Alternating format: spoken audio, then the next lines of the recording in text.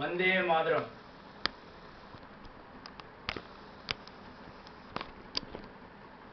இன்றைய காணொளியில் நாம் பேசப்போகும் தேசபக்தர்களின் பெயர்கள் ஜி.ஏ. வடிவேலு, என். பிரியா பிவி மற்றும் கே. பாலகிருஷ்ணன் ஆகும். ஜி.ஏ. வடிவேலு தர்மபுரி மாவட்டத்தில் கொல்லகள்ளி கிராமத்தில் பிறந்தார். இவர் 15 வயதில் அந்நியர்களை வெளியேற்றும் போராட்டத்தில் தன்னை ஈடுபடுத்திக் கொண்டார். 1940ஆம் ஆண்டில் தனிநபர் சத்தியாகிரக போராட்டத்திலும் 1942ஆம் ஆண்டில் வெள்ளையனை வெளியேறும் இயக்கத்திலும் கலந்து கொண்டார்.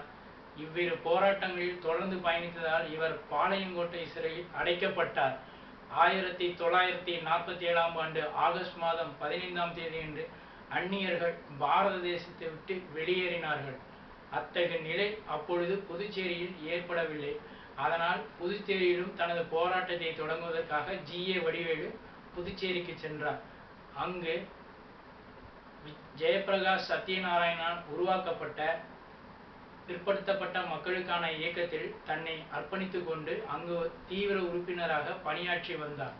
மேலும் ஜனதா, சமுதாயம், புதுவாழ்வு ஆகிய இதழ்களில் தலைமை ஆசிரியராக பணிபுரிந்து வந்தார். தமிழ்நாடு, பாரத தேவி, முரசு, தினமணி, தினமலர் போன்ற இதழ்களில் பல கட்டுரைகளை இவர் எழுதியிருக்கிறார்.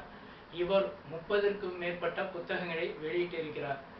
இவரது புத்தகம் செம்பியர் திலகம் என்ற ஒரு புத்தகம் 1985-86 ஆண்டுகளில் சிறந்த புத்தகமாக தேர்வு செய்யப்பட்டு விருது வழங்கி கௌரவிக்கப்பட்டது. இப்புத்தகத்தில் இவர் பல வரலாற்று ஆய்வுகளை மேற்கொண்டு பல தகவல்களை வெளியிட்டிருக்கிறார்.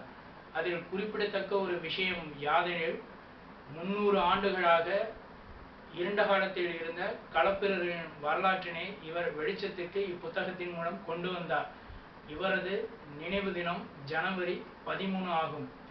என். பிரியா பிவி அவர்கள் கரூர் மாவட்டத்தில் பிறந்தார். இவர் 1940ஆம் ஆண்டில் தனிநபர் சத்தியாகிரகத்தில் பங்கேற்றார். வேலூர் மற்றும் கடலூர் சிறையில் 2 மாதங்கள் சிறை தண்டனை அனுபவித்தார்.